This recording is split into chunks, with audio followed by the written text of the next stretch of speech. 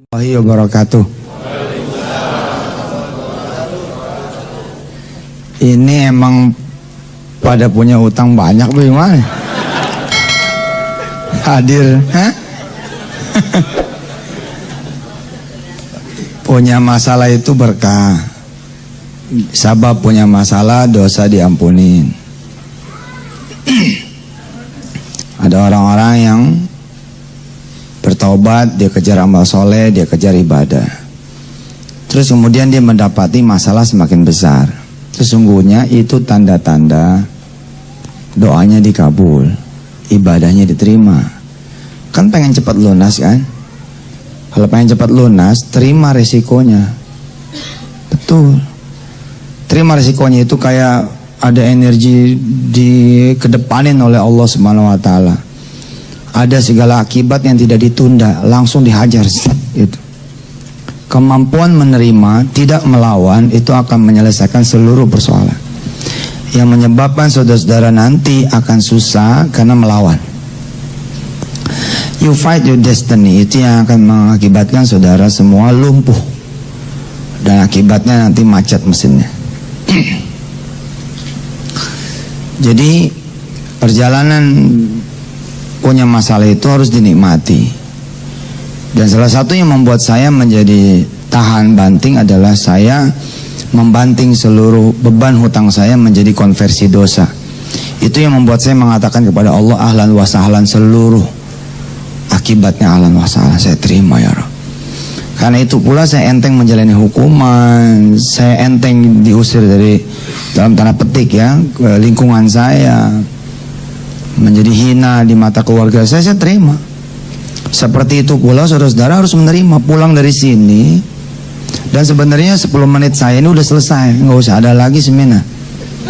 Karena percuma saudara banyak ilmunya tapi tetap aja nggak ada ikhlasnya, tetap aja ngelawan. Tapi ini Ustadz, selama Anda masih ngomong tapi ini Ustadz, Anda nggak bakalan bisa selesai. Saya ngegadain rumah punya mertua. Ya sudah, itu resiko Anda dipecat dari mantu. Terus masalahnya apa? Ya tapi kan nggak ada tapi, selama Anda masih tapi, itu yang membuat Anda menjadi susah. Ngadep sama mertua, lalu bilang sama dia secara gentle, saya sudah berbuat salah dan saya terima segala resikonya. Ngomong sembarangan, terima resiko. Saya yang terima resiko, hilang rumah segala macam. Itu mau ngapain? Mau nonjok mertua? Kan pasti saudara diam dong. Ya terima. Terus mau suruh cerai, ya cerai aja, susah amat. Lah memang gitu. Anda ngadep ke keluarga, Anda lalu diusir dari keluarga, ya nggak apa-apa, bismillah aja keluar. Jadiin aja itu adalah puncak segala ampunan dari Allah Subhanahu wa taala. 6 bulan, 1 tahun, 2 tahun, ngumpul lagi.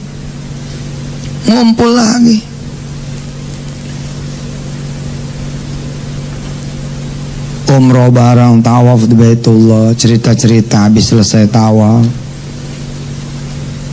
Maafin ya mantu, mau punya salah apa-apa. Mudah-mudahan kamu jadi orang benar, insyaallah. Sebelah kiri tetap istri kita, di pangkuan tetap anak kita. Saya baru memahami ketika ibu saya bilang, jangan ngutang lagi, adepin. Jangan ngutang lagi, adepin. Jangan lari, adepin. Saya baru paham tuh. Nanti saya malu. Udah malu, mau diapain? Lu mau ngomong apa juga udah malu, nama lu udah jelek. Ya selesai saja sudah. Tapi kalau giro ini nggak ketutup, ya emang nggak ketutup, mau diapain? Istilah orang jalanan mah pasang badan beres. Selesai. Karena segala nanti amalan tuh jadi sia-sia tuh kalau nggak ada nerimanya. Aduh nanti saya begini aja, malah jelek tauhidnya. Oh masa depan kok dibayangin. Lihat yang kemarin kita minta ampun dari Allah SWT, kepada Allah SWT kita mohon ampun semuanya, selesai. Tapi yang jadi masalah Ustaz, bukan semuanya udah masalah buat ente kalau ngomongnya begitu. Saya sih ridho, ya itu namanya nggak ridho. Kalau saya sih ridho rumah saya hilang, cuman yang jadi masalah ada rumah orang-orang lain. Udah gak usah dipikirin. Emang lu Tuhan? Gara-gara lu nggak ada, dia nggak bakal hilang rumahnya? Belum tentu. Siapa tahu Allah memilihkan Anda sebagai takdir buat dia. Nggak sedikit loh orang yang terima kasih kepada orang lain sebelumnya, termasuk saya. Alhamdulillah, I was the winner and I wanna be the winner forever. Saya pengen jadi the winner dari dulu. Makanya saya suka benci ya. Tingkatnya udah tingkat kabupaten sebelnya tuh. Daripada sebal, benci sama orang-orang yang nggak the winner gitu. Ada cacatnya. Subhanallah Ustaz, saya akhirnya harus cuci darah 2 minggu sekali. Itu masih cacat tuh kalimat. Belum the winner Paul. Alhamdulillah akhirnya saya merasakan juga cuci darah 2 kali seminggu. Itu baru the winner. Apalagi kalau masih ada, nggak kebayang sama saya dari mana saya punya duit. Nama makin the loser tuh. Pola aja udah, hajar aja udah, masalah mah tungguin aja depan yang nagih. Umpama datang yang nagih-nagih, hadapin aja. Umpama kata keluar segala kebun binatang, ya emang itu ente udah. Ya mau diapain? Istilah saya mah kalau ente juara keempat diwawancara ente nggak mau. Jangan begitu, bilang dong sama wartawan. Iya saya juara 4. Next will be the 3. Nanti bakal jadi yang ketiga. Besok ketiga saya will be the 2. Besok the number 1. Selesai.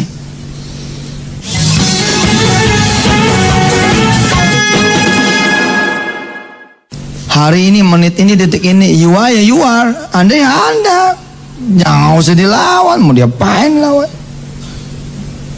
Kamu harus keluar dari kontrakan kamu kalau siang ini nggak bayar. Terus mau ngapain nanti? Mau minjam?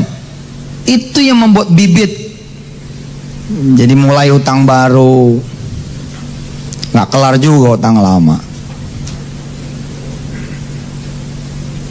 Siapa sih yang bisa mengusir Anda dari kontrakan Anda? Allah. Kalau itu terjadi, kenapa lo diusir? Mikirnya begitu. Karena begitu saya ngebanting ke dosa terus aja.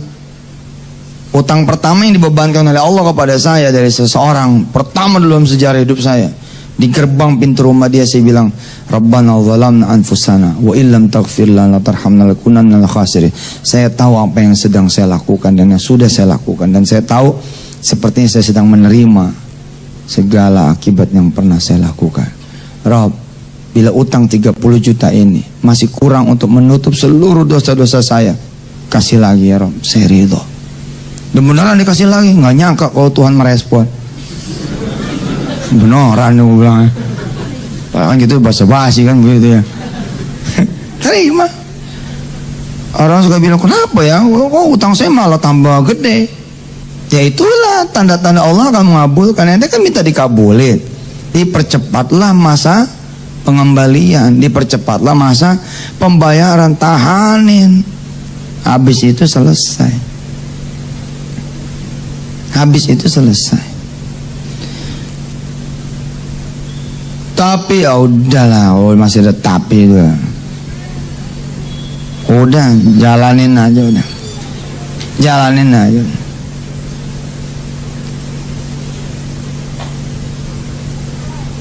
Dulu saya seling saya balik, yang saya hajar amalan dulu, ini dulu, itu dulu, bertakhir pasrah. Ternyata setelah saya mengalami sendiri, pasrah itu nomor 1. Pasrah itu nomor 1. Begitu diusir dari kontrakan, ya sudah. Begitu sampai siang orangnya datang. Sebelum orang yang ngomong kita pamit dulu. Maaf Bu Haji, saya tetap nggak bisa bayar seperti, jadi saya mohon pamit. Oh jadi lu udah sadar nih? Iya gimana? Terus utang lu gimana? 4 bulan lu nggak bayar gimana? Insyaallah saya akan kembali lagi. Enggak, jangan pergi dulu sampai utang lu lunas. Lu masuk lagi. Iya masuk lagi. Beres sudah. Iya. Habis itu baru deh tuh rundownnya, berarti ada niat baik, jangan niat ngemplang. Ada kemudian taubat, ada ini, ada itu. Tapi titik pertama itu pasrah, itu number one. Pasrah, ikhlas, terima, ridho, apa yang terjadi. Apalagi ada sebagian yang lari sehingga berani pulang, makin jauh itu. Makin jauh. Makin jauh. 7 tahun lari, begitu kemudian pulang di tahun ke-8, hidup lagi masalahnya. Coba kalau dia jalanin aja hukumannya, selesai juga. Seberapa sih lamanya kalau utang mah? Paling top dulu 2 tahun. Pulang nambah lagi 2 kilo, 3 kilo. Jadi dalam lu kayak negeri kan, makan terus, mikirin. Dulu nyap-nyapin orang, sekarang di dalam. Tapi Ustaz, saya nggak sanggup. Itu dia. Bilang dong, saya sanggup ngatasin semuanya. Udah cebur aja udah. Giro 10 berantakan, udah mau wayahnya berantakan, mau diapain? Ente mau berjuang. Itu yang membuat jadi ketemu rentenir baru. Utang 100 juta tadinya jadi 1 miliar. Nah, bismillah aja, biar aja dia yang pada mikir. Wah, ya biarin aja, jadi aja udah. Mau diapain? Terus digebukin lagi. Kan saya udah bilang, terima ya risikonya. Malah kalau digebukin nanti punya duit. Iya dong, begitu digebukin langsung visum, laporin. Tuntut dia 2 miliar, mayan.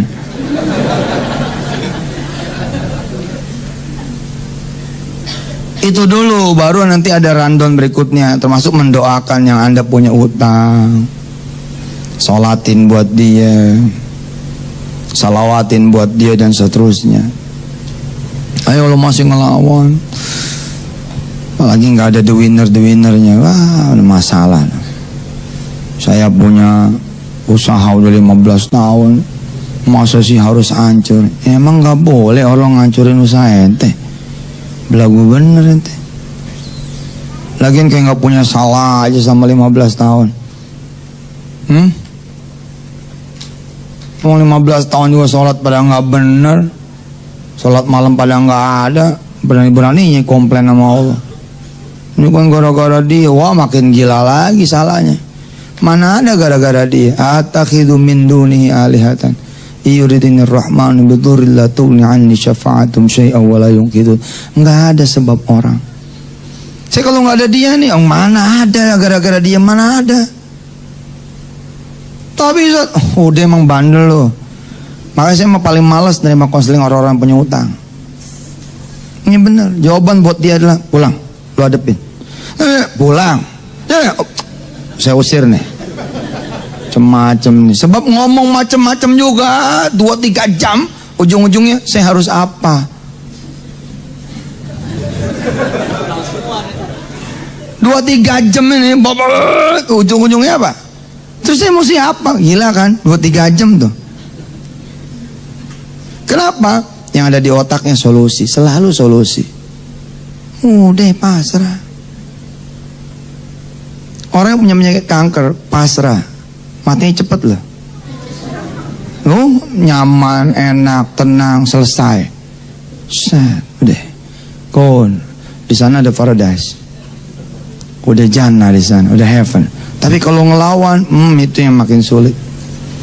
Yang ngelawan itu kan nambah dosa baru dia, nambah dosa baru, akhirnya makin parah. Tapi begitu dia tenang, Allah sempat kembalikan dulu badannya, Allah bikin sehat dulu, Allah bikin ngaji dulu, bikin sana sini, habis itu drop lagi, selesai.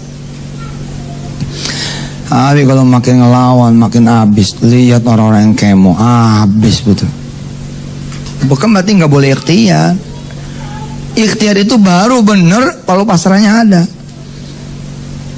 Kalau pasrahnya nggak ada, saya bilang ente panik, bukan ikhtiar. Ente panik, bukan ikhtiar. Apalagi kalau sudah, nanti kalau nggak dapat bahaya nih. Itu jadi Tuhan kan ikhtiarnya kan? Nggak ada itu. Cuman urusannya cuman ente sama Allah, ya udah selesai.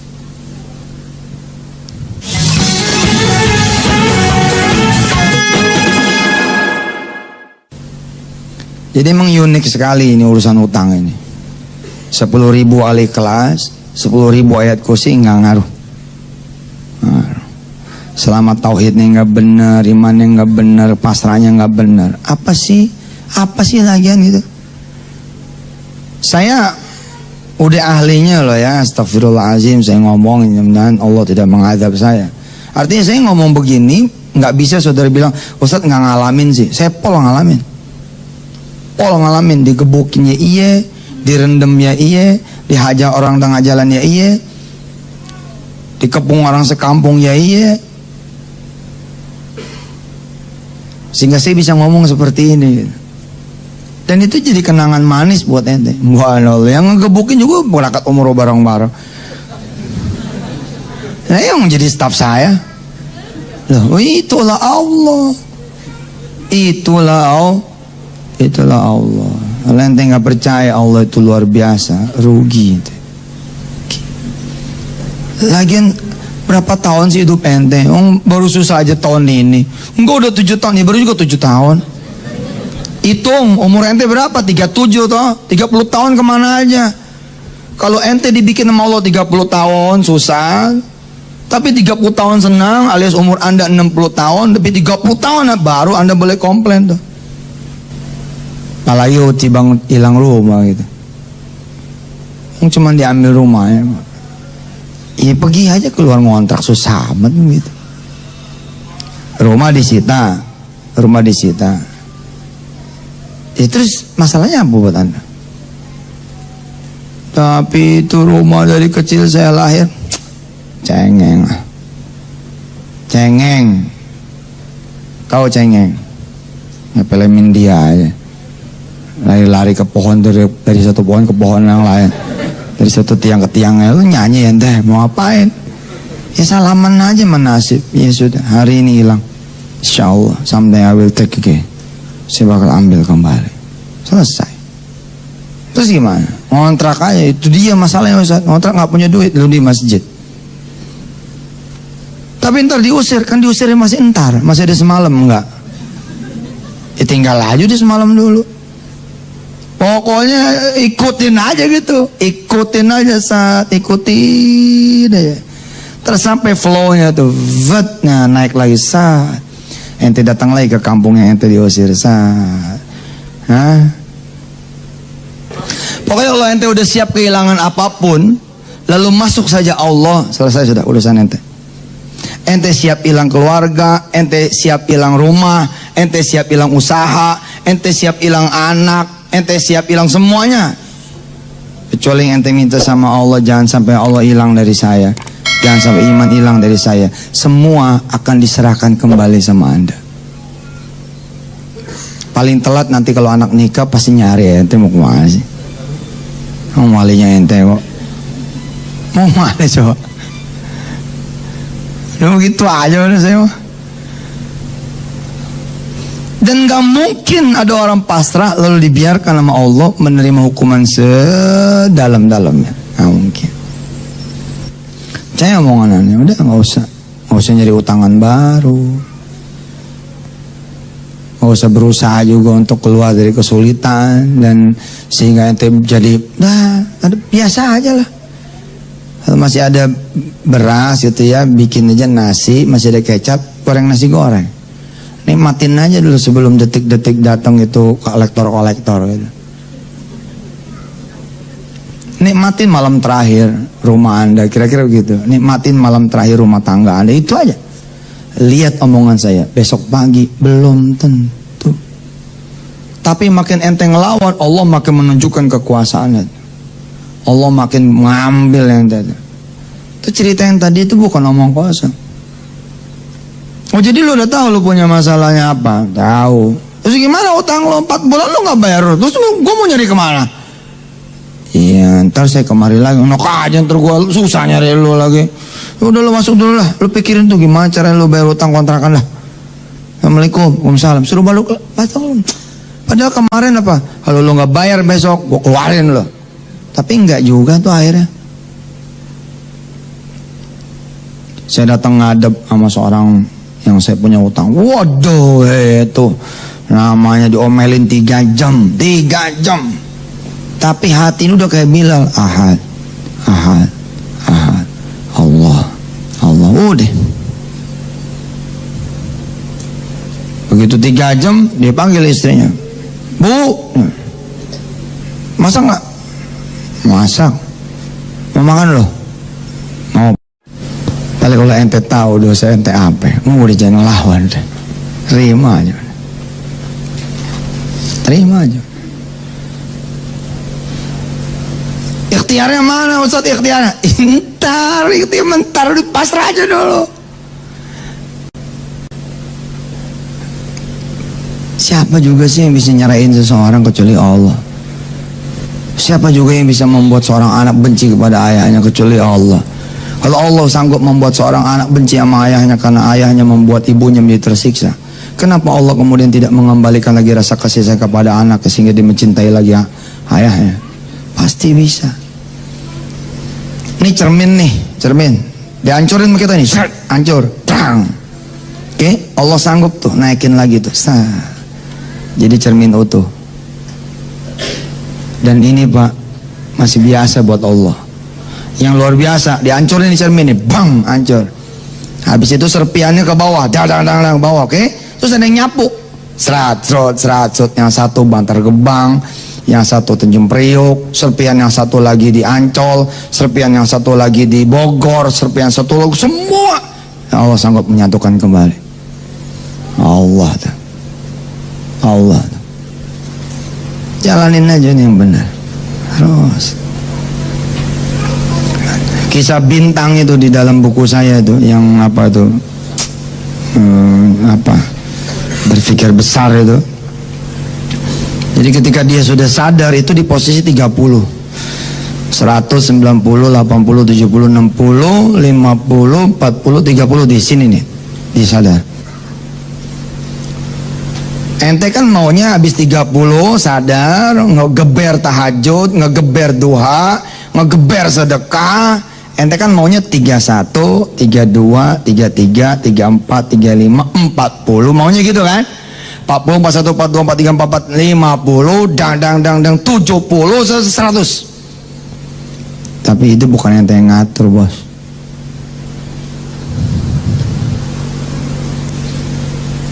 Ternyata setelah si bintang ini ngegeber segala-galanya malah 29, 28, 27, 26, dan 20, dan 10, tet 0. Masuk penjara. Wassalam semuanya tuh.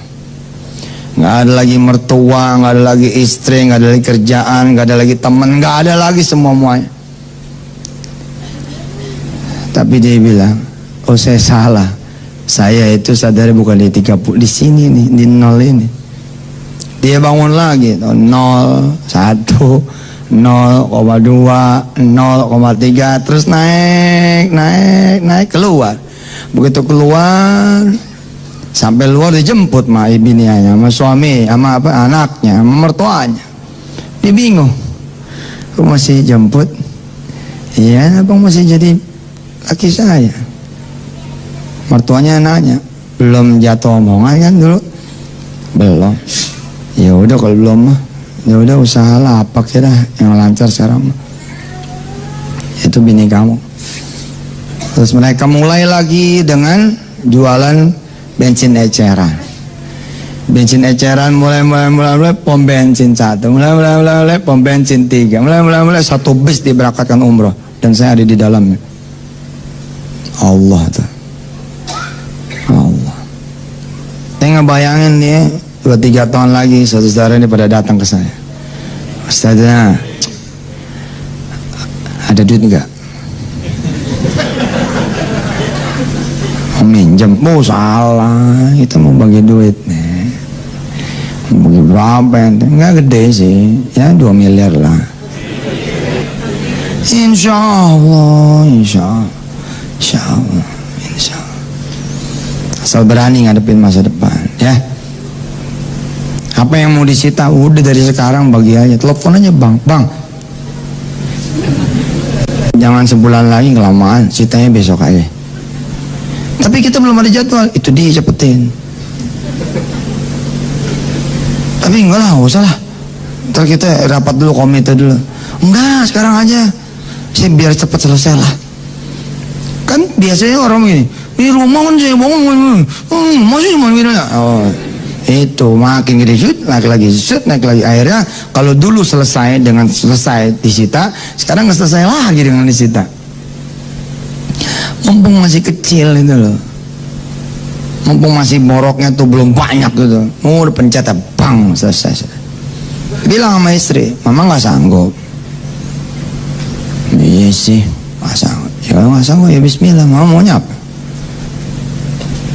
Ya masih maunya mama tuh nggak punya masalah lagi. Ya, tapi kan hidupnya emang lagi masalah. Terus gimana? Ya kalau abang Ridho ya cerain saya aja. Ya udah gue cerain lo. Oh abang jadi gitu. Ya kalau yang minta. Ya, tapi kan saya nggak beneran. Kalau nggak beneran ya ayo. Kita bareng-bareng nih jalan. Nggak itu nggak apa. Iya terserah. Pokoknya gini aja. Emang lo mau dicerai, gue cerai. Itu aja udah. Ya.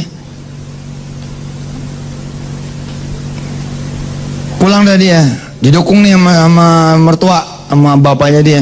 Ya udah cerai aja. Jadi cerai. Ya alhamdulillah yang nangis dah tuh. Ya beneran masuk Mansur nih abang. Udah gitu datang lagi surat undangan. Lihat tanggalnya, tanggal mundur. Tanggal bangsa udah lewat nih idah. Ya Allah, bini kita jadi bini orang. Terus gimana? Ente happy lah. Siapa tahu bini kita di zona sama suami yang baru. Hah? Hidupnya senang, nggak seperti selama hidup mama ente susah. Lagian masih 2 bulan lagi lo takut amat. Belum tentu terjadi juga. Jadi orang mikirin yang di depan, ada mie goreng, makannya lu mie goreng santai. Nah, masih ada duit 2.000, masih ada beli kelapa merah. 2.000 mana dapat? Ya sebelah lah.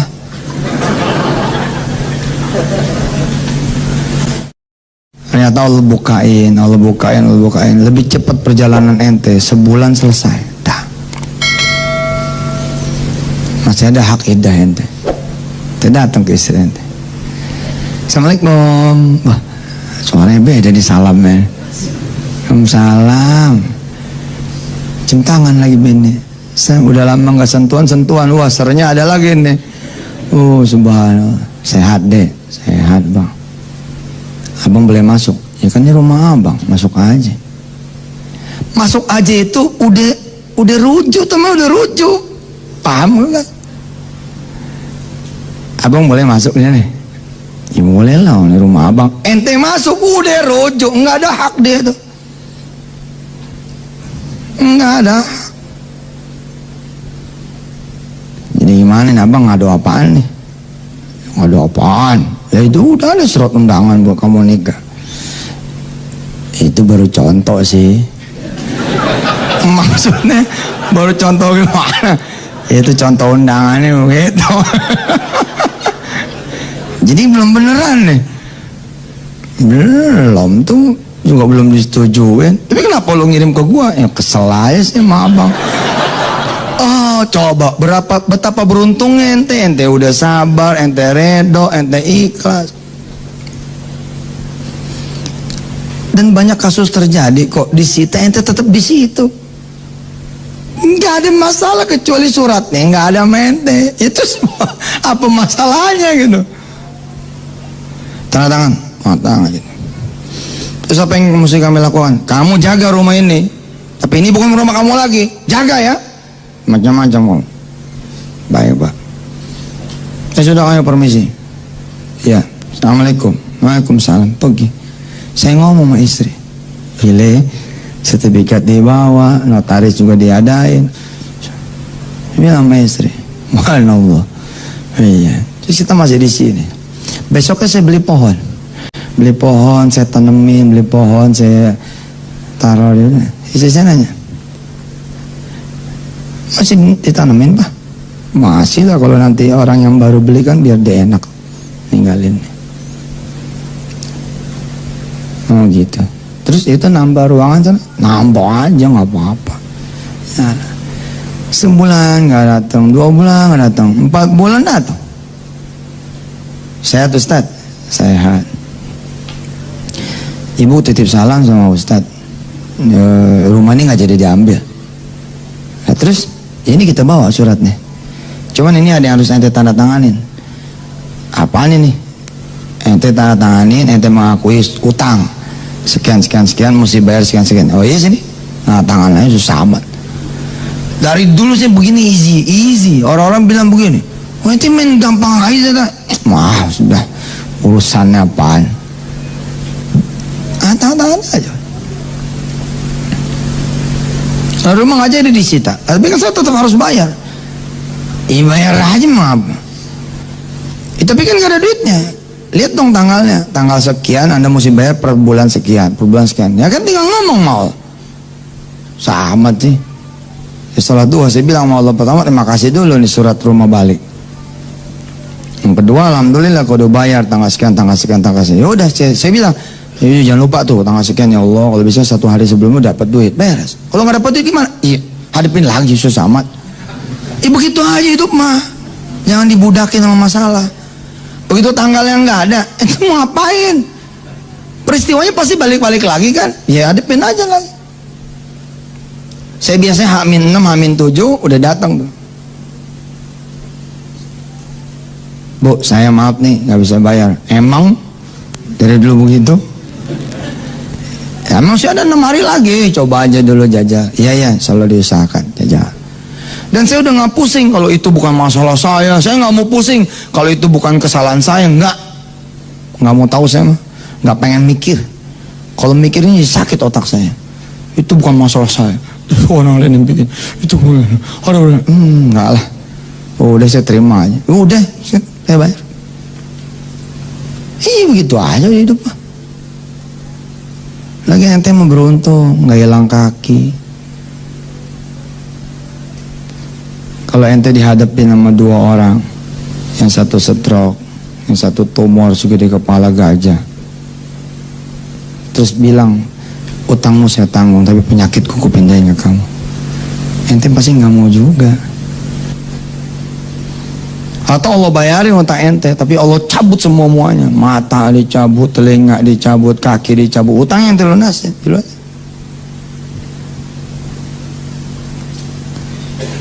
Ada orang datang ke saya, ya Allah saya pengen bunuh diri. Ya udah silakan.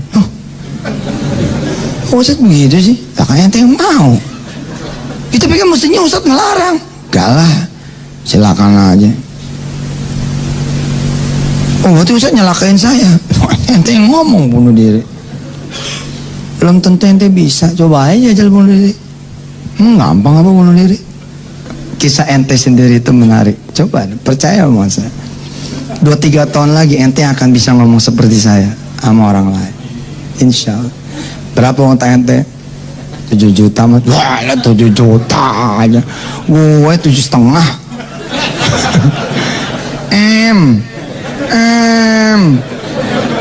Bangga dong ya. Nggak main laptop juta mah. Ente 7 juta yang ribet. Allah yang punya gunung, Allah punya itu. Ente yang ngomong begitu nanti tuh.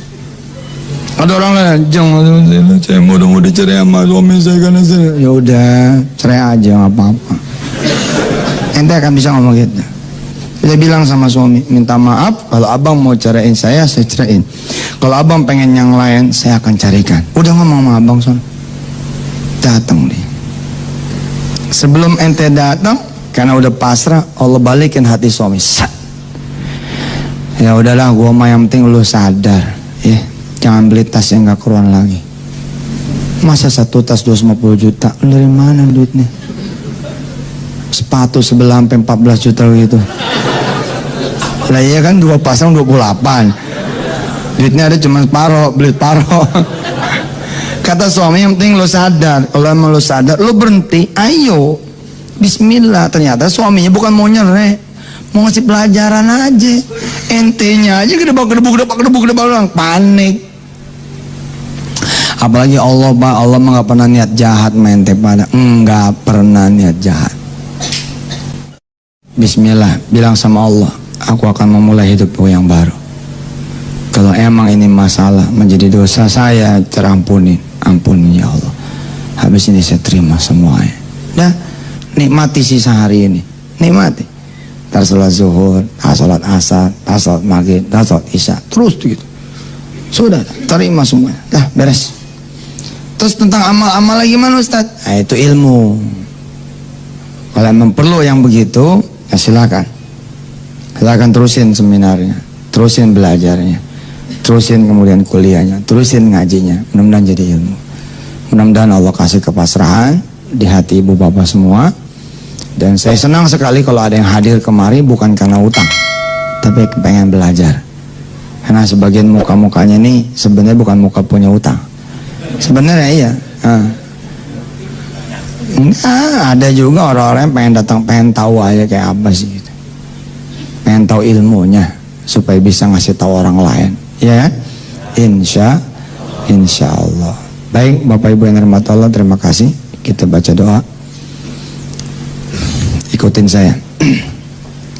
Hasbiyallahu la ilaha illahu alaihi tawakkaltu wa huwa rabbul arsyil azim. Hasbiyallahu la ilaha illahu alaihi tawakkaltu wa huwa rabbul arsyil azim. Hasbiyallahu la ilaha illahu alaihi tawakkaltu wa huwa rabbul arsyil azim. Hasbiyallahu la ilaha illahu alaihi tawakkaltu wa huwa rabbul arsyil azim. Hasbiyallahu la ilaha illahu alaihi tawakkaltu wa huwa rabbul arsyil azim. Hasbiyallahu la ilaha illahu alaihi tawakkaltu wa huwa rabbul arsyil azim. Itu ada di surah At-Taubah. Surah At-Taubah ayat terakhir. Baca 7 kali setiap hari, renungin maknanya, renungin artinya. Hasbiyallah, cukup sudah bagiku Allah. La ilaha illahu, tidak ada yang bisa bayarin utang kecuali Allah. Tidak ada yang bisa beli rumah saya kecuali Allah. Tidak ada yang bisa jual tanah saya kecuali Allah. Tidak ada yang bisa nyelamatin saya kecuali Allah.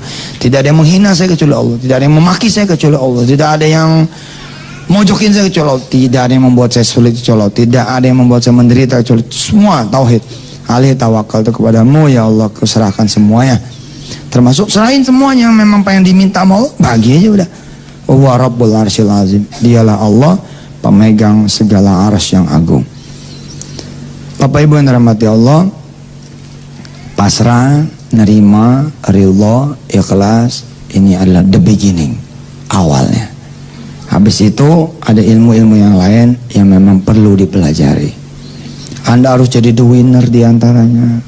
Jangan ada ngomong begini, mati juga bakal mati, nggak bakal. Jangan ngomong kayak begitu. Ngomonglah, insya Allah saya pasti akan bisa bayar. Insya Allah saya pasti akan bisa bayar. Walaupun kenyataannya Anda susah bayar, tapi katakan insya Allah pasti akan kebayar. Insya Allah. Dari mana? Pokoknya insya Allah. Yakin, udah yakin. Kalau perlu pasang foto dengan senyum 3, berapa kalau senyum paling lebar berapa tuh? 2 cm ya. Ini 4 cm. Pasang. Terus tulis di sana Januari 2013. Insya Allah seluruh persoalan selesai. Ternyata nggak selesai, ganti aja Februari. Susah amat deh. Pokoknya begitu caranya ya. Oh, join. Ada